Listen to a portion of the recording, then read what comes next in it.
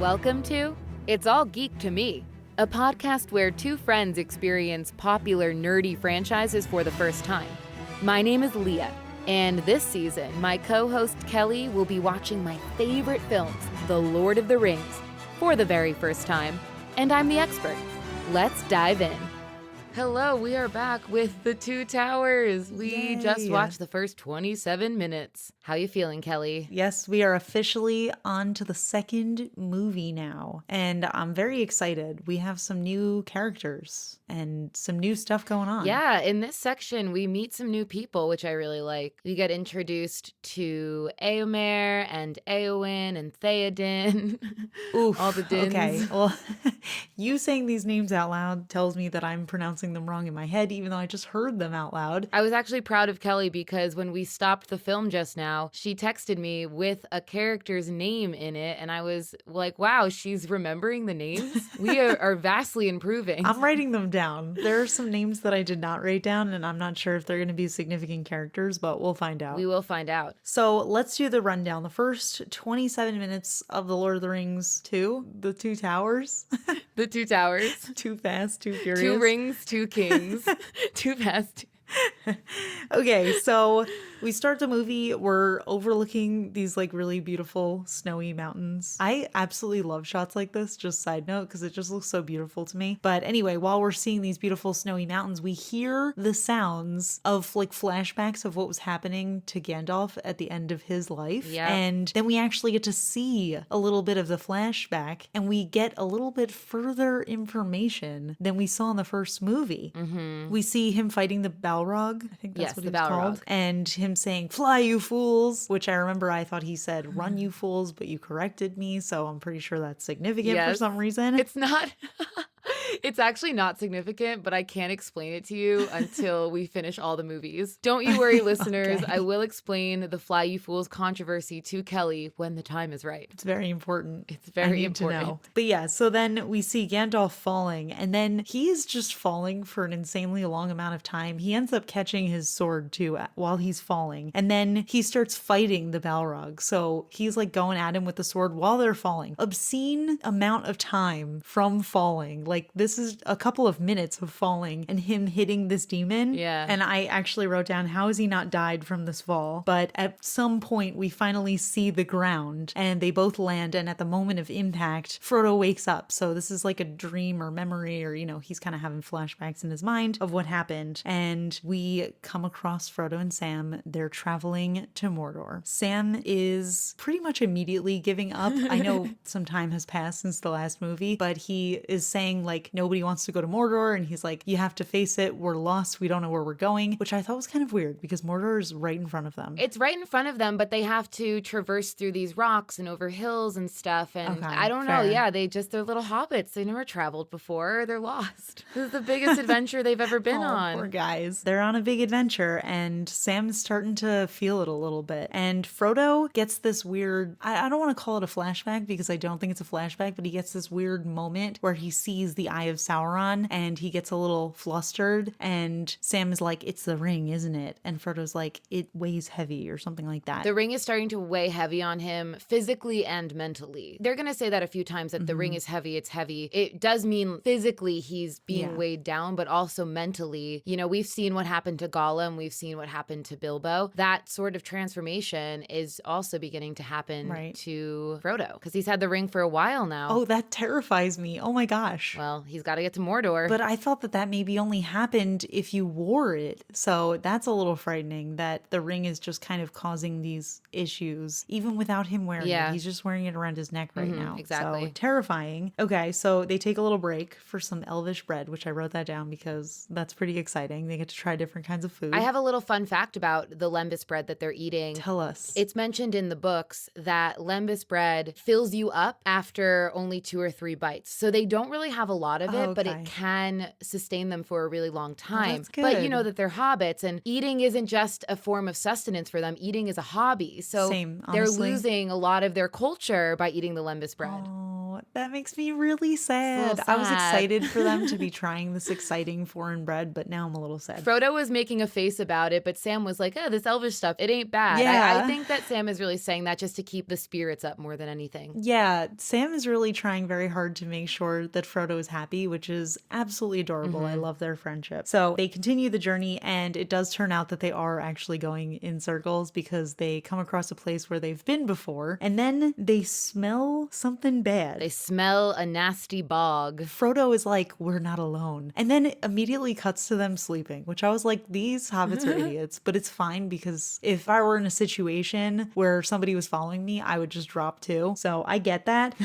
And we see Gollum coming over to their campsite and he's like, thieves, dirty little thieves. And he's, having his weird little moment. And it turns out that the hobbits are actually not sleeping. They were just doing it to trick Gollum. They're setting a trap. So I was like, oh, okay, can't relate, but they did a good job. So there's kind of this tussle that ensues where Gollum is trying to get the ring and he keeps on jumping onto Frodo, and then Sam keeps throwing him off, and then he jumps again onto Frodo, who's really not doing much to try to fight this, but he's doing his best. It's fine. Frodo's not the best fighter. We know this. No, he is really not great at it, which is why I relate to him so much. And then eventually Gollum grabs a hold of Sam and is like, I don't know if he's choking him or something, where he's got a really tight grip on him. And then Frodo pulls out a sword, which I think might be Bilbo's old sword, because he's like, I know you've seen this sword before. He says, this is Sting, you've seen it before. Yeah. And it's the sword that Bilbo had when Bilbo stole the ring from Gollum's cave. Right, makes sense. Okay, so then he's like, I'm gonna stab you if you don't let go of Sam. And then Gollum does,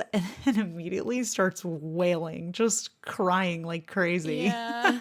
So they put him on a leash and he's just shrieking and crying and having the craziest tantrum, and they're just dragging him along on a rope, which honestly, a little off-putting. I'm curious your feelings on Gollum upon really first meeting him, because I think there's something kind of cute about him and very sweet and innocent. Ugh. I've always had that feeling about him. You're making faces. I'm assuming that you don't agree with me, but I just feel so No. bad for him in this scene, and it throws me back to in the first movie, Frodo says something to Gandalf, Bilbo should have killed him, and Gandalf says it was pity that stayed Bilbo's hand. Yeah. And I think in this scene, you're really seeing that pity of this poor, just pathetic creature. And I don't know, I feel bad for him. Yeah. I mean, I definitely felt bad. I feel like it was a weird situation. I wouldn't have expected it of Frodo to be dragging somebody along, especially when he was making such a fuss. But well, Sam had the leash. Yeah. Sam was the one with the leash. Yeah, so. I'm just surprised that Frodo went along with it. But thankfully, it doesn't last too long because Sam stops and he's like, he's just gonna make so much noise, everybody's gonna hear us. And then they have a weird moment where they're trying to decide if Gollum deserves to die, which is another thing that I felt like Gandalf already kind of told Frodo it's not really his place to make that decision. Right. And then he kind of starts trying to reason with Gollum, and Gollum swears that he will serve Frodo, and he swears it on the ring. And Frodo says that something about the ring, I don't remember, something about how the ring will hold him to that promise. Yeah. So I thought that was really interesting. I don't know if that is a part of the ring's power or if he was just saying that to kind of try to intimidate Gollum, but Sam does not trust this guy. Yeah, Sam doesn't trust him. And also with the swearing it on the precious, I think that Frodo's aware of how important this ring is to Gollum, and he really believes that if he's going to swear on the precious, that he's going to follow Frodo. Frodo believes that because he understands the power of the ring and he understands the hold it has over Gollum. Fair. But Sam, it makes sense that Sam wouldn't believe it. So I don't think I would believe it either. But I think there's a little bit of disconnect with Sam because Sam doesn't know the power that it has. Yeah, that's something I actually hadn't considered. But Frodo actually talks to Gollum a little bit more, finds out that Gollum knows how to get to Mordor, which is something that these two hobbits desperately need because they are going in circles and they don't know where to go. They need a guide. So they do agree to take Gollum, and he is very happy to be running around on this journey and take them towards Mordor for the precious. So then we cut to Merry and Pippin. They are on the backs of the orcs, or I don't actually know what the difference is between the orcs and the Uruk-hai. It gets a little muddled for me too. I think it's a combination. My guess is that the leader of this group is an Uruk-hai and that the rest of them are orcs. But I don't really know the difference either. So I was kind of just interchangeably writing orcs and Uruk-hai because I'm not 100% sure. I remember the Uruk-hai had the white handprints on them, but I didn't didn't see that a lot with these orcs. So I was like, maybe these are just regular orcs. But anyway, they're still alive and they're on the backs of these orcs. And the leader says he smells man flesh, which I took to mean humans, and they know they're being followed. A little moment that I would like to make a note of is Pippin has the great idea to remove his brooch and throw it on the ground so that when Aragorn and them show up. Oh, I didn't even know that was on purpose. Yeah, he did that on purpose so that they knew that they were going the right direction. And that symbol, the leaf, that's the tattoo that I have. Yes, yeah. And that was finally the first moment that I really actually got to see it up close. And I was like, oh, that's Leah's tattoo. Yeah. But I actually wrote that down later when he picks it up. That's it. Then we cut to Aragorn and Gimli, and I briefly forgot Orlando Bloom's name, but I remember now that it's Legolas. Yes. So the three of them are chasing after the orcs, and Aragorn can hear from the sound of their footsteps that they have picked up their pace because they know they're being followed. And also, Gimli is really, really bad at this chasing. And he actually says, like, cross country is wasted on me. We're really trying. dangerous when we're sprinting. We're good in short distances, but he's just having a rough go. Gimli does this stuff all the time where, like, when he's not doing something well, he's like, well, I don't do this well, but you know what I do well? This other thing that you'll never get to see me do, but I promise you I do that thing Very well. good at sprinting. Very good at short distances. He can never admit that he's wrong. No, so that was a good little bit of comedic relief. And then they are in Rohan, which is the home of the horse lords. But Aragorn says something is wrong. Or maybe it was actually Legolas who said it. I feel like that was Legolas, yeah. But one of them says that something's wrong with the land. He can see farther, and yeah. Yeah, it might have been, because I know he saw stuff with his elf eyes. So he sees that they're taking the hobbits to Isengard, which is where Saruman is, aka the evil Gandalf, because they look very similar. He's just the evil version. Wow.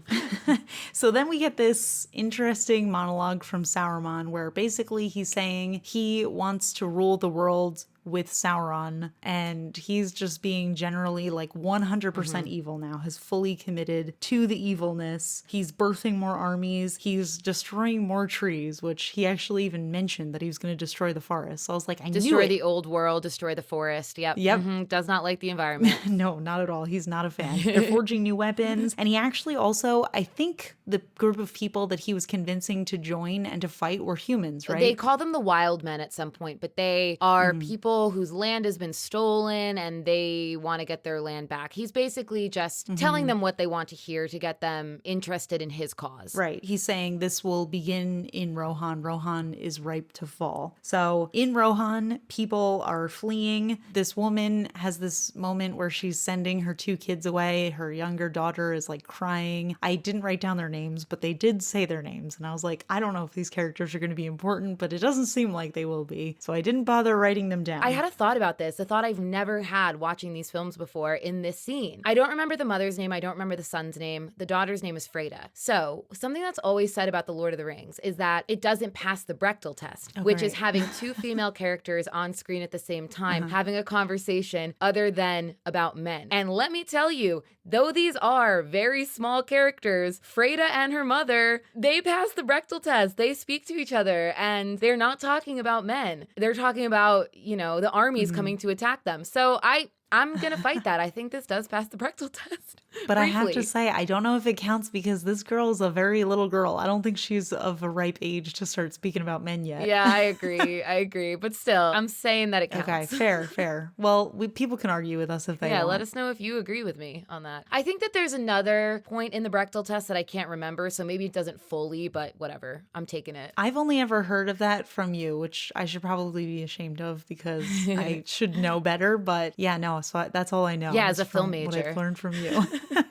Yeah, no, I should be better about that. But anyway, so now we're in Rohan, and there's this woman who's like running into a room. There's this guy who's gravely injured there. His name is Theodred, yeah. And he is the son of the king. I thought for a second that this woman was Arwen. She looks nothing like her. You know what? She had the nice outfit on and she was dressed up. It was. I thought for a second she seemed like royalty. For our viewers listening, it's been about a month since we saw the first film, and Kelly clearly doesn't remember anything. I don't remember what they look like.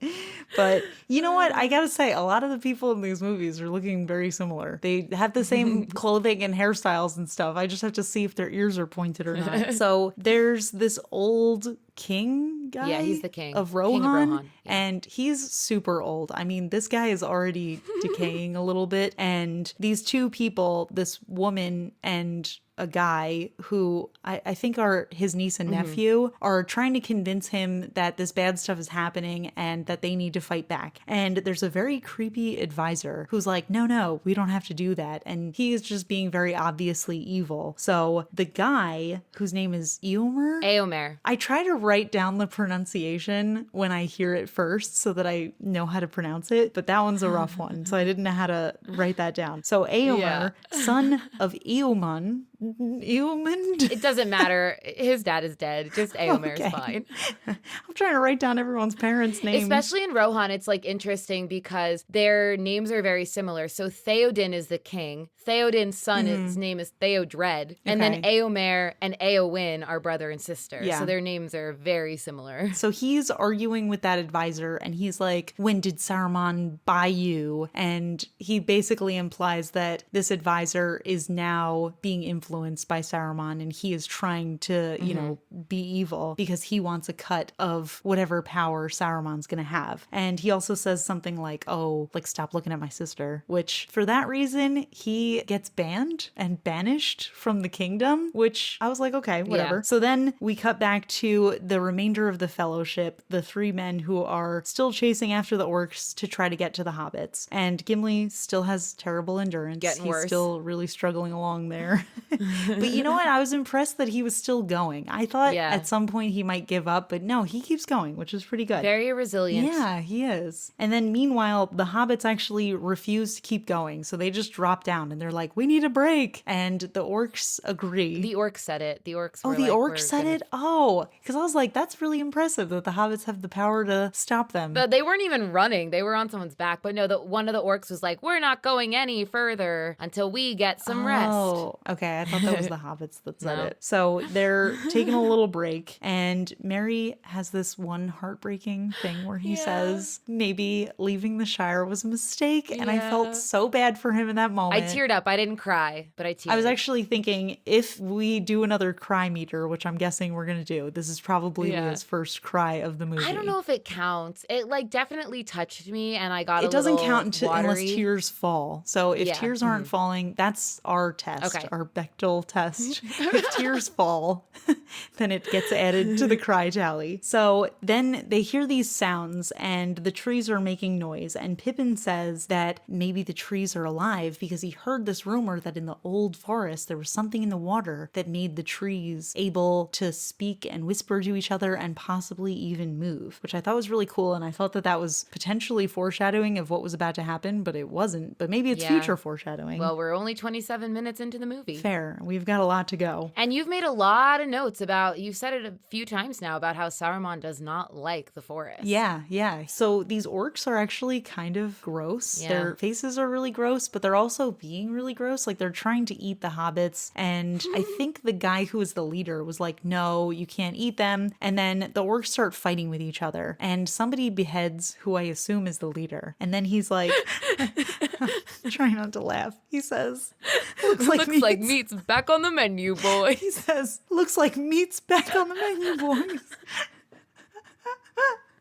Which is such a good line. I had to write that down because I've heard that before. I'm crying. Oh my gosh, add this to the cry tally. That was such a good line, but I've heard it before, but I didn't know what it was from. Actually, Ryan says that a lot. So when I heard it, I just started cracking up. And then this one orc is coming for one of the hobbits. I couldn't tell. When they're not side by side, I can't tell which one's which. But one of them was about to be eaten by this orc who weirdly looked a lot like Nicolas Cage. I wrote that down.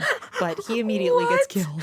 Oh my god, he does. Look at this orc for 1 second. That's so funny. He has the very Nicolas Cage face. And then he gets killed and it looks like they're about to be rescued by this team of horsemen. So these horsemen are coming, they're cutting everybody down. And then one of the hobbits, it looks like he got trampled. That was Pippin. Which is a very sad moment. But then it immediately cuts back to the remainder of the fellowship and there are some horses passing by and one of them calls calls out like, oh, hey, what's going on? And then the riders of Rohan surround them and they're being very intimidating. And Éomer asks them what they're doing. And the guys are not being very kind in response. Specifically, Gimli is kind of being rude back to him. And then there's this like little moment of tension. But then Aragorn is like, no, we're not going to do this. So he introduces himself. He introduces everybody else. And he's kind of explaining what's going on. And then Éomer says that Saruman has poisoned the mind of the king and that these riders have been banished, but they're still fighting for the cause. Yeah. And then he says that they cut down the orcs that were in their land. And Aragorn is like, oh no, did you see the hobbits? They're really small. They look like children. And Éomer is like, we killed everybody and then we burned their bodies. And they're pretty much dead. So everybody's really sad because they're like, oh no, the hobbits are dead. And he's like, you can search for them if you want. Here's a couple of horses. Sorry for killing your friends, but don't have any hope. And then he just leaves and everybody's just really sad. And that's where we ended it. I have to say something about that last scene too. While there's still tension between the horsemen and the fellowship, Éomer says to Gimli, I would cut off your head, dwarf, if it stood but a few feet higher from the ground. And immediately Legolas jumps in and says he would be dead before his sword hit the ground or something like that. And I love that moment because prior to this, Gimli and Legolas have been fighting and they don't really get along. But now that they've gone on this journey together and they've spent so much time together, a friendship and a bond is forming between them, which I like. Yeah, I actually didn't even think about that, but you're absolutely right. We can see the growth because once upon a time, this was a conversation between Legolas and Gimli butting heads with each other. And now they're on the same team and they're really taking that to heart. So that's really cool. But I am a little bit sad, I have to say, because I don't know if the hobbits are still alive. There was actually one moment, I didn't mention this, but there was one moment right after one of the hobbits gets trampled and Legolas looks up at the sky and he says, the red sun rises, blood has been spilled tonight. And that gave me absolute chills. Also reminded me a little bit of Zelda with the blood moon rising. And I thought that was a pretty cool moment, but it also made me a little sad. But I do think that there's a chance that one of them is still alive. Can you tell me which one was potentially trampled? That was Pippin who was potentially trampled. And Pippin is the one that's kind of been making all the mistakes throughout this film. He was the one that Gandalf yelled at a lot and whatever. I mean, he did have the great moment where he pulled the brooch off and threw that on the ground because Mary was a little passed out at that point. But yeah, he's the one who's been making all the mistakes and he was the one that was potentially trampled in that moment. So here's what I assume is what happened. I think that Pippin is dead probably, but Merry, I have a feeling that he survived. So I'm gonna hold on to hope. And that's actually kind of funny because in the beginning of the first movie, I did not like these two. And I was like, these two idiots setting off fireworks, being dumb. But now I'm a little sad. Yeah, you didn't even write their names down because you didn't think they were gonna come back. I didn't think that we were gonna see them ever again, but here they are being relatively important characters to the plot. And already we have potentially them expiring, but I think that Mary is still alive, so hopefully he will catch up with the rest. I would feel really sad if he's trapped on his own right now and just being very alone. Yeah. Well, I guess we're gonna have to see. How do you think that I'm doing in terms of predictions here? I mean, I don't want to give anything away in terms of what your predictions may or may not, be true or not, but what I will say is you pick up on a lot of stuff. Like, I think you're really good at narrating what's going on, especially in this section. I feel like we get a lot of new information. We're introduced to Gollum, we're introduced to Éowyn, Éomer, Theodred, Grima. Like, we get all these new characters, and it's a lot to sort of navigate, but you did a really good job. Thank you. The only thing I need to work on is my pronunciations because that is rough, which is ironic because they're saying the names out loud. I know. So I should be better at this, but I'm not. Yeah, you definitely should be. All right. So hopefully by next week, I will get the names a little bit better. And what are your thoughts on this section of the movie? What do you think of the second movie so far? Since I know you've never seen it before. Just kidding. Yeah, I've never seen it before. It's my first time. I love this section of the movie just because we do get introduced to one of my favorite characters, who is Éowyn. And she's great. And I can't wait to see more of her. Okay. I didn't think that she was going to come back after that one moment. So that's interesting. Really? Yeah. I thought she was just like... You didn't think she was going to come back? I don't know. I just thought she was just like a little side character girl. And Éomer is going to be like, oh, I need to protect my sister. Well, that might be a prediction for you. So you spoiled it. Okay. Ruined. That's the end of the podcast. Now Kelly knows everything that happens. All because I said that Éowyn is my favorite character. Well, I'm saying Eowyn's my favorite character. At this point, I've said Sam's my favorite character, Merry's my favorite character, Pippin's my favorite You character. have a lot of favorites. I have a lot of favorite characters. One thing I do want to say, not really related to this film or this section, I just want to say thank you to everybody who's been listening. You know, we've gone through the first movie. We've had just an overwhelming response from people. People are really enjoying the podcast. Yeah, and it really does mean a lot to us. You know, both of us create content online, but we're not specifically in this world. So it's kind of fun for us to branch out and do something a little bit different. Yeah. So thank you guys so much for the support so far. If you want to be a part of the conversation, you can tweet us. We are on Twitter at All Geek Podcast, and we're on all of your favorite streaming platforms. So make sure you give us a rating if you like us. Yeah, and we've just been having a lot of fun making this. Kelly and I have been wanting to do a creative project together for a while, and I'm glad that this is what we ended up on because it's been a lot of fun. So thank you all for supporting us and continuing to come back each week and listen. Yes, and we will see you next week for part 2 of Lord of the Rings 2, 2 towers, 2 lords, 2 swords. 2 kings, too Too fast, fast, too furious. Too furious. Bye, everyone. You've been listening to the It's All Geek to Me podcast, hosted by Leah and Kelly. Make sure to hit subscribe on your favorite podcast player and give us a rating. You can also find us on Twitter at All Geek Podcast. New episodes drop every Thursday. See you next week.